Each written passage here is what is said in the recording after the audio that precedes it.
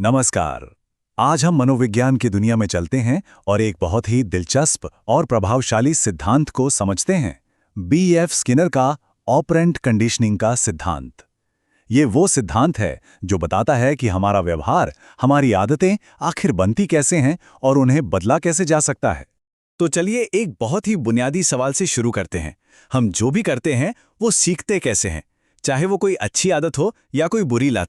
इसके पीछे क्या विज्ञान है? महान मनोवैज्ञानिक बीएफ स्किनर ने इसी सवाल का जवाब ढूंढने में अपनी पूरी जिंदगी लगा दी। तो इस सवाल का जवाब हमें कहाँ मिलेगा? चलिए सीधे चलते हैं स्किनर की लैब में। यहीं पर वो मशहूर प्रयोग हुए जिन्होंने हमारे व्यवहार को समझने का नजरिया ही बदल कर रख दिया। तो यहाँ पर एक खास तौर पर बनाए गए बॉक्स में, जिसे आज हम स्किनर बॉक्स के नाम से जानते हैं, एक भूखे चूहे को रखा गया। अब देखिए, इस बॉक्स में एक छोटी सी चीज थी जो बहुत अहम थी, एक लीवर। शुरुआत में तो चूहा बस यहां वहां घूम रहा था, शायद सोच रहा था कि ये कहां आ गया, और फिर अचानक बिल्कुल गलती से उसका पंजा उस लीवर पर पड़ गया। खट, एक आवाज हुई और उसके सामने खाने का एक टुकड़ा आ गिरा। ये बस एक इत्तेफाक था, लेकिन यही इत्तेफाक इस पूरे सिद्धांत की नींव बनने वाला था। और यहीं से खेल बदल गया। चूहे को बहुत जल्दी समझ में आ गया कि अरे, ये लीवर दबाने से तो कुछ अच्छा होता है, खाना मिलता है। तो फिर क्या था? उसने बार बार जानबूझकर लीवर दबाना शुरू कर दिया। मतलब उसके एक काम का नतीजा अच्छा निकला तो उसने वो काम दोहराना सीख लिया। तो चूहे का ये सीखना सिर्फ पेट भरने की बात नहीं थी। स्किनर के लिए ये एक बहुत बड़ी खोज थी। उन्होंने सीखने की इस पूरी प्रक्रिया को एक नाम दिया। चलिए देखते हैं कि वो क्या है। इसे ही कहते हैं ऑपरेंट कंडीशनिंग या क्रिया प्रसूत अनुबंधन। मतलब एक ऐसी लर्निंग जिसमें हमारा व्यवहार उसके नतीजों से कंट्रोल होता है। अगर किसी काम का नतीजा अच्छा निकला तो हमारे उस काम को दोबारा करने की संभावना बढ़ जाती है। सिंपल। तो अगर इसे बिल्कुल आसान भाषा में कहें तो इसका मतलब है नतीजों से सीखना। अच्छा नतीजा, काम दोहराओ। बुरा नतीजा, उससे बचो। बस इतनी सी बात है। लेकिन ये जो सीखने की प्रक्रिया है, इसे चलाता कौन है? इसके पीछे की ताकत क्या है? इसका इंजन क्या है? स्किनर के मुताबिक वो ताकत है पुनर्बलन, जिसे हम अंग्रेजी में रीइंफोर्समेंट कहते हैं। जैसा कि डब्ल्यूएफ हिल ने समझाया, पुनर्बलन कोई भी ऐसी चीज, कोई भी ऐसा नतीजा है जो किसी व्यवहार के दोबारा होने की उम्मीद को बढ़ा देता है। चूहे वाले केस में वो खाना ही तो पुनर्बलन था, जिसने उसे बार बार लीवर दबाने के लिए प्रोत्साहित किया। पर क्या पुनर्बलन सिर्फ एक ही तरह का होता है? नहीं, इसे समझना बहुत दिलचस्प है। स्किनर ने इसके अलग अलग प्रकार बताए हैं।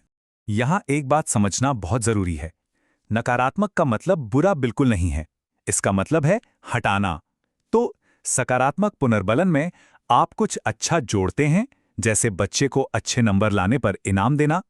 और नकारात्मक पुनर्बलन में आप कुछ बुरा हटा लेते हैं, जैसे सर दर्द होने पर दवा खा लेना ताकि दर्द चला जाए। दोनों का मकसद एक ही है, व्यवहार को मजबूत करना।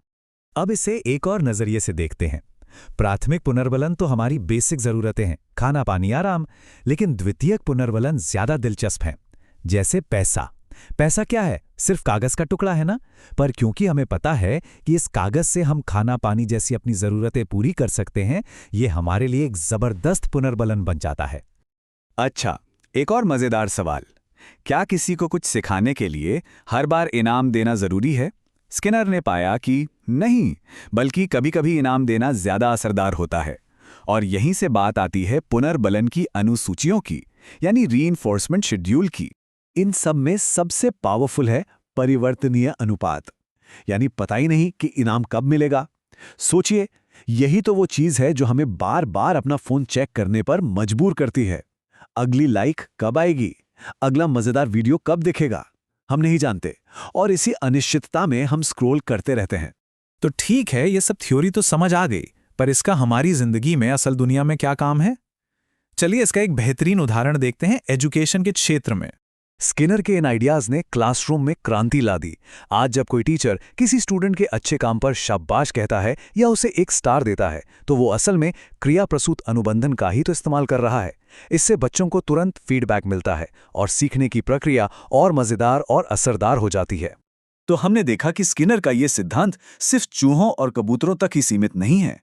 ये तो हम सब के बारे में है, हमारी आदतों, हमारे रिश्तों, हमारे समाज के बारे में। तो अगली बार जब अपनी कोई आदत बदलने की सोचें या किसी को कुछ सिखाने की कोशिश करें, तो स्किनर के बारे में जरूर सोचिएगा। अब जरा ध्यान दीजिए, ये सिद्धांत आपको अपनी रोजमर्रा की जिंदगी में कहां-कहां नजर आता है।